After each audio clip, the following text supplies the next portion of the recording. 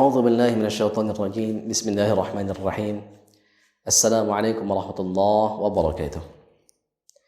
Alhamdulillahirabbil alamin wassalatu wassalamu ala nabiyil mursalin sayyidina Muhammadin sallallahu alaihi wasallam wa ala alihi wa ashabihi wa ummatihi ajmain, amma ba'du.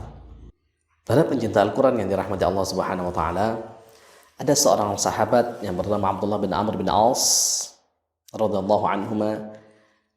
Beliau meriwayatkan dari Nabi Muhammad SAW.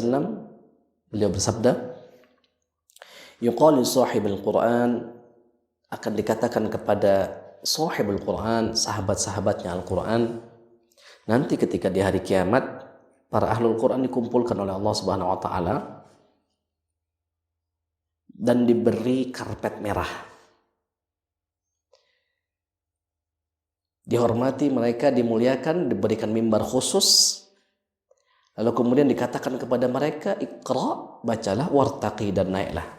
Warattil, tartilkan bacaanmu, kama kunta turattilu fid dunya, sebagaimana dulu engkau tartilkan bacaanmu di dunia. Fa inna manzilataka, maka sesungguhnya tempat terakhirmu nanti di surga itu, inda akhiri ayatin taqra'uha, pada ayat terakhir yang engkau baca. Ibunda kita Ummul Mukminin Aisyah radhiyallahu anha mengatakan surga itu punya tingkatan-tingkatan. Dan tingkatan-tingkatannya itu sama dengan jumlah ayat Al-Qur'an. Maka dapat dibayangkan jika kita termasuk sahibul Qur'an, ahlul Qur'an, hamilul Qur'an, qurra, kita termasuk hafiz Al-Qur'an yang menyimpan Al-Qur'an di dalam dada kita, menjaganya baik-baik, tidak mengizinkannya keluar. Kalaupun misalnya dia sempat keluar, kita tarik lagi, masukkan lagi ke dalam dada kita. Lalu kemudian kita dipanggil oleh Allah Subhanahu wa taala, diberikan mimbar khusus kepada kita, dan kita disuruh baca, disuruh naik. Ketika satu ayat kita baca, maka kita naik. Satu ayat kita baca, kita naik. Dan kemudian sama orang tua juga, orang tua ahlul Quran juga disuruh naik.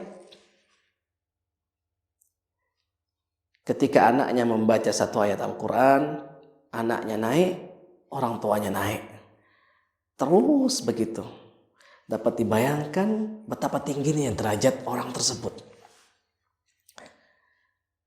Al-Quran dimasukkan ke dalam dadanya, dari surah Al-Fatihah sampai surah An-Nas, dan surga memiliki tingkatan sejumlah ayat Al-Quran tersebut, maka derajatnya di surga adalah surga yang tertinggi. Derajatnya di surga adalah surga yang tertinggi, begitupun derajat orang tuanya. Dikaruniakan oleh Allah Subhanahu wa taala surga dengan tingkatan yang paling tinggi. Maka para pencinta Al-Quran, ini adalah profesi yang kalau menurut kami juga sangat menggiurkan dan patut untuk kita perjuangkan. Patut sekali untuk kita perjuangkan. Tetapi dalam perjalanan ada banyak sahibul Quran atau ahlul Quran atau orang-orang yang dulunya hafal Al-Quran, kemudian melupakan Al-Qur'annya. Awalnya dia sibuk dengan Al-Qur'an, lalu kemudian dia terlupa, malah sibuk dengan yang lainnya. Sehingga Al-Qur'an yang dulu ada di dalam dadanya keluar, pergi. Dan orang-orang seperti ini,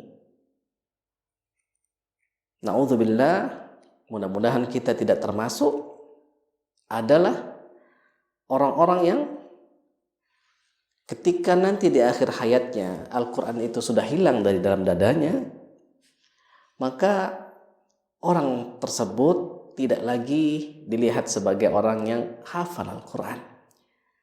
Karena Allah Subhanahu wa taala melihat seseorang itu pada akhir hidupnya. Jika dia akhirnya soleh, maka dia tercatat soleh. Jika dia akhir hidupnya tercatat sebagai orang yang durhaka, kafir dia, awalnya beriman, awalnya taat, maka dia akan tercatat sebagai orang kafir.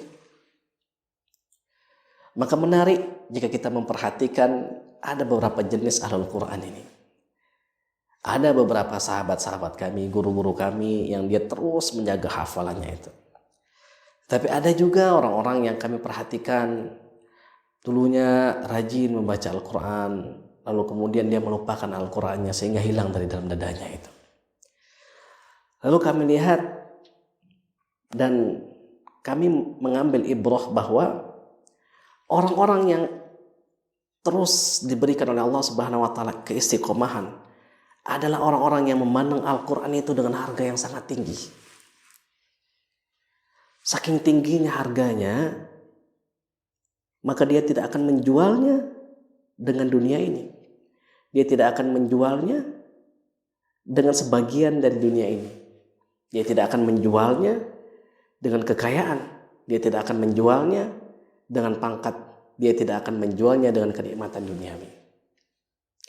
Adapun orang-orang yang dulunya itu rajin membaca Al-Quran, dekat dengan Al-Quran, tetapi kemudian dia melupakan Al-Quran. Dalam pengamatan kami yang fakir ini, yang lemah ini, melihat bahwa orang-orang tersebut dia sudah menjual Al-Quran itu. Dia sibuk dengan duniawinya. Dia pikir dunia itu lebih berharga daripada Al-Quran. Dia pikir perniagaannya, bisnisnya di dunia ini itu lebih menguntungkan dibanding dia tetap berbisnis dengan Allah melalui Al-Quran ini. Maka para pencinta Al-Quran yang dirahmati Allah Subhanahu wa taala, Rasul kita menjelaskan kepada kita bahwa orang yang paling miskin di surga, orang yang paling akhir masuk surga diberikan 10 kali lipat dunia. 10 kali lipat. Itu yang paling miskin. Apalagi ahlul Quran tadi, yang di dalam dadanya ada Al-Quran dari surah Al-Fatihah sampai surah An-Nas, dibacanya sepanjang malam, dibacanya pagi, petang, siang, malam, tanpa henti diajarkannya kepada orang-orang. Diamalkannya isinya. Dia berusaha mengamalkan isinya semampu dia, menjadikan Al-Quran itu sebagai akhlaknya. Dia mencintai Al-Quran, maka dia tidak akan lepaskan Al-Quran itu, karena dia ingin tetap selalu berada dekat dengan Al-Quran. Maka mudah-mudahan orang-orang seperti inilah yang nanti itu insya Allah akan termasuk di antara orang-orang yang dimuliakan Allah. Disebutkan mereka sebagai ashabul Quran, sahibul Quran. Dan kita berharap kepada Allah Subhanahu wa taala, mudah-mudahan kita termasuk di antara sahibul Quran tersebut, dan mudah-mudahan kita dijauhkan oleh Allah Subhanahu wa taala daripada orang-orang yang na'udzubillah memandang hina, memandang rendah Al-Quran, sehingga kemudian malah sibuk dengan yang lainnya, bukan sibuk dengan Al-Quran. Ja'alana Allah minal ladzina yastami'una al-qawla fayattabi'una ahsanah, wa ja'alana Allah min ulil albab alladzina yadhkuruna Allah qiyaman wa qu'udan wa 'ala junubihim wa yatafakkaruna fi khalqis samawati wal ard. Rabbana ma khalaqta hadza batila subhanaka faqina 'adzaban nar. وجعلنا الله من أهل القرآن الذين هم أهله وخاصته وجعلنا الله من الذين قيل لهم يا أيتها النفس المطمئنة ارجعي إلى ربك راضية مرضية فادخلي في عبادي وادخلي جنتي. أقول قولي هذا وأستغفر الله لي ولكم والسلام عليكم ورحمة الله وبركاته.